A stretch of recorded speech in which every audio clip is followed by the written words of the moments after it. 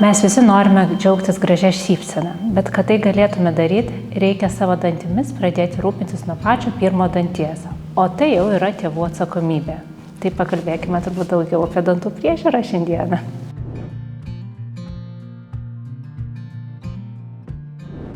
Noriu pasidžiaugti, kad jau per 20 savo metų praktikos matau, kad situacija ženkliai gerėja. Tėvai supranta dantų higienos, dantų valymo svarbą ir supranta pienių dantų svarbą, kiek jinai įtakoja vaiko ateitį, kaip jinai įtakoja veido formavimąsi, bet mes dar turime kur tobulėti. Pačias didžiausias tokias klaidas aš matau, tėveliai pamiršta valyti tarpdančius arba vaikams suteikiamas savarankiškumas per anksti. Jiems leidžiama valytis dantis patiems per anksti ir jie nesugeba kokybiškai išsivalyti dantų.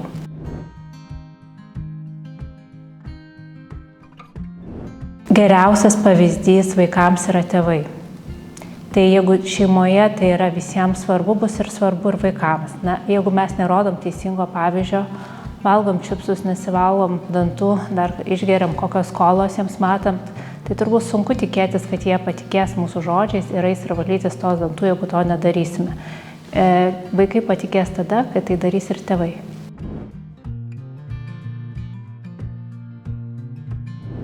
Na, retas mažas vaikas, kuris nori išsivalyti tuos dantis, tai kartais tiesiog juos reikia išvalyti, ypač tame ankstyvame amžiuje, kai metai, 2 metai. Kartais tėveliai pagaili vaikų ir nevalo, nes jie verkia, priešinasi. Tai čia būtų tokia pirma priežastis. Na, o kita galbūt vakare turbūt jau visi tėvai išvalo. Kartais iš skubos rytais yra vis dar neišvalomi dantis. Tai jau taip sakyt, kad jų visai nevalo, tai aš nedrįsčiau, nes taip nėra, bet nėra to tokios rutinos ir pastovumo dantų priežiūroje.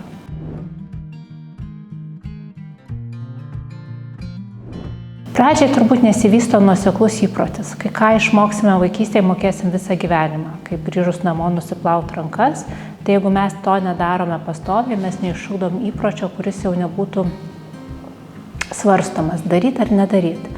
Aišku, jeigu mes nevalome tų dantų reguliariai, ant jų kaupiasi apnašas. Apnaše yra gausu bakterijų, na, o tos bakterijos yra viena iš priežasčių, kodėl dantis genda.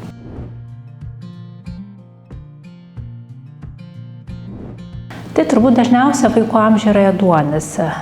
Tarpdančio ėduonis, ankstyvajam amžiuje ankstyvasis pieninių dantų ėduonis, kaip pažeidžiami centriniai dantukai priekiniai. Šitos turbūt 2 ligos būna dažniausios, ko pasiekoje, jeigu vaikas netenka dantų prieš laiką, mes matome, kad formuojasi netaisyklingas sąkandis ir vis iš to sekančios bėdos. Gali būti atsirasti ir šveplavimas netekus priekinių dantų, liežuvio padėtis laikoma netaisyklingai. Visa tai įtakoja vaiko burnos vystymasi, dantų lankų vystymasi, kad jis augtų teisingai ir kad galėtų išvengti ortodontinio gydymo ateityje.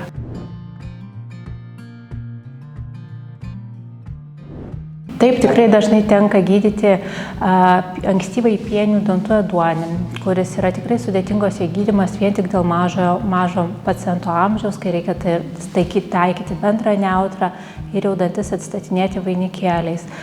Vėliau mes judam, jau yra tarpdančio ėduonis, kuris irgi šiek tiek sudėtingesnis, ypač jeigu išplitęs jis yra iki nervo, jau mums reikalinga kitos sudėtingos procedūros, kurioms vaikas ne visada dar būna subrendęs bendradarbiauti ir gali kilti iššūkių atliekant gydymą.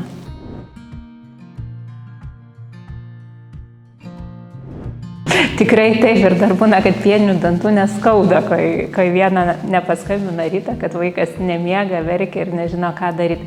Taip, dar yra toks požiūris, bet jis vis traukiasi iš mūsų visuomenės. Turbūt dėka labai daug gydytojų odontologų pradėjo komunikuoti socialinėse erdvėse patys savo norų šviesti pacientus. Ir tikrai jis po biškį traukiasi, ypač didmečiuose. Galbūt periferijoje jis dar gajus ir jo yra, bet vieną dieną vaikui pradeda skaudėti tą dantį ir tada staiga tėvų nuomonė pasikeičia.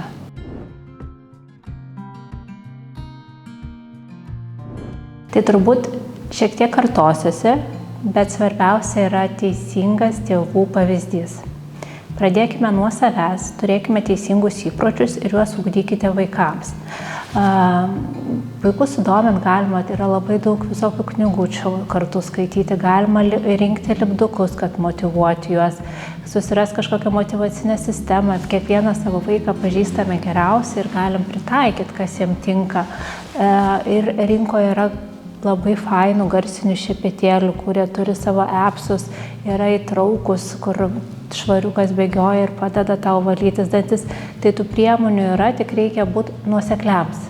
Nebandyti, kad vieną savaitę mes pratinam prie dantų valymo, kitą biškį pamirštam, kitą vėl pratinam. Nuoseklumas tuos geriausius rezultatus ir pozityvus požiūris į šį procesą.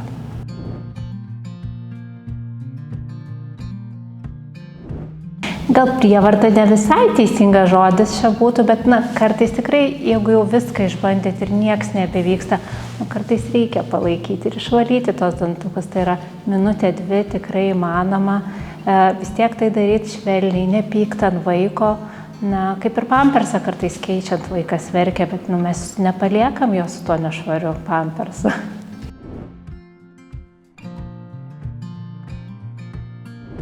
Būt nuosekliam. Vis tiek valyti tuos dantis, ateis laikas, kai vaikas nustos tam priešintis.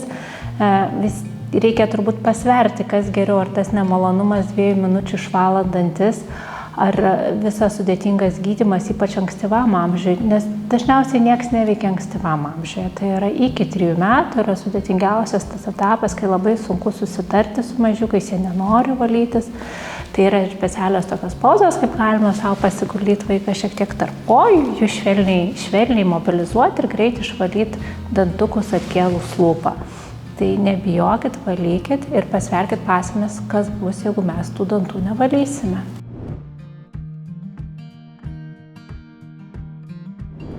Turbūt labai platus klausimas, kad jį atsakyti siaurai, pabandysiu šiek tiek suskirstyti amžiaus grupės. Nuo kūdikystės iki 3 metų naudoti, manau, reikia išdygus dantims švelnų dantų šepetėlį ir valyti su pasta turinčia nedaug fluorido. Ir va čia tas kritinis, kai aš sakau, išvystykime įgūdį, kad jis žinotų rytas vakaras skirtas dantų valymui.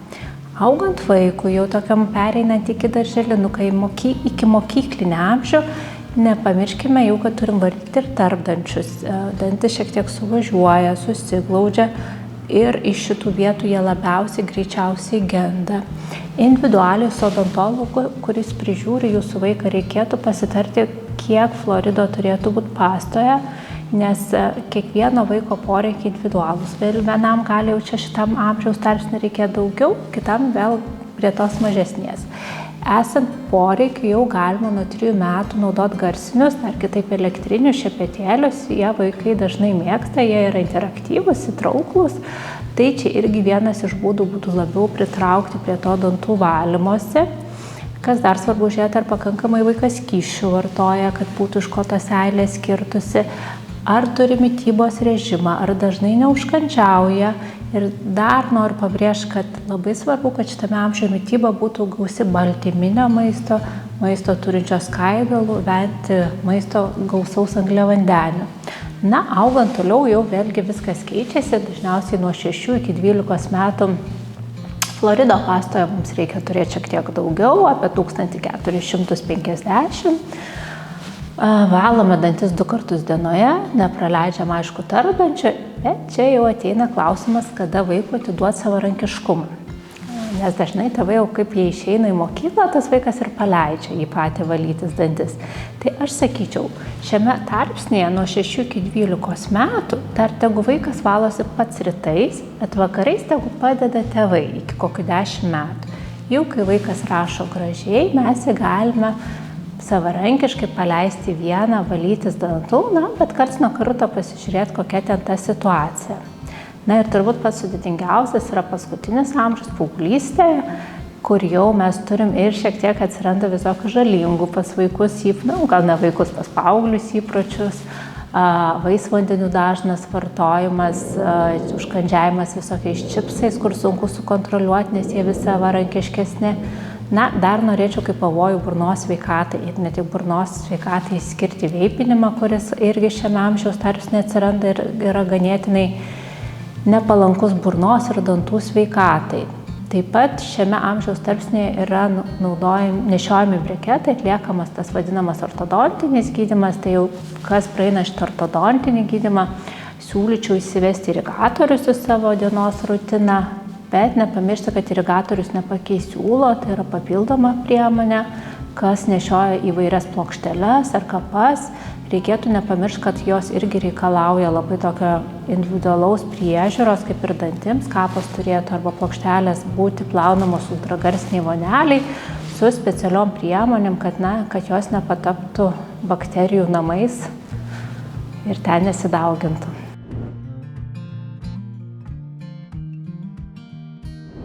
Labai geras klausimas. Tai jau, kaip žinome, pirmas vizitas dažniausiai yra nuo metų arba įbaigus pirmam dančiai. Ir nuo čia mes turėtume susitikti kas 6 mėnesius. Gydytojas turėtų apžiūrėti, įvertinti, duoti individualius patarimus, kai nereikia gydymo atlikti vaikai, kaip sakyti, lengva susikurtą palankę atmosferą gydytojo kabinete, susidraugauti su gydytoju. Ateityje jis labiau juo pasitikės, jeigu reikės kažką gydyti. Taip pat norėčiau pabrėžti, kad augant vaikui, tai profilaktiniai vizitai šiek tiek turėtų irgi keistis. Juos turėtume įterpti galbūt apnašo dažymą, kur mes galime įvertinti, kiek ir kokio apnašo burnoje vaiko yra, jį motyvuoti, kaip valyti. Tada mes galime atlikti ir vaikams burnos higieną, nes dažnai būna nustebę tėvai, kad daroma ir vaikams. Yra speciali burnos higiena pritaikyta pagal vaiko amžių, ir profesionalus fluoridų naudojimas, nes jie apsaugo, stiprina emalį, daro atsparų bakterijų poveikiui, rūgščių poveikiui, ko pasekoje dantis tampa stipresni ir mažiau pažeidžiami ėduonies.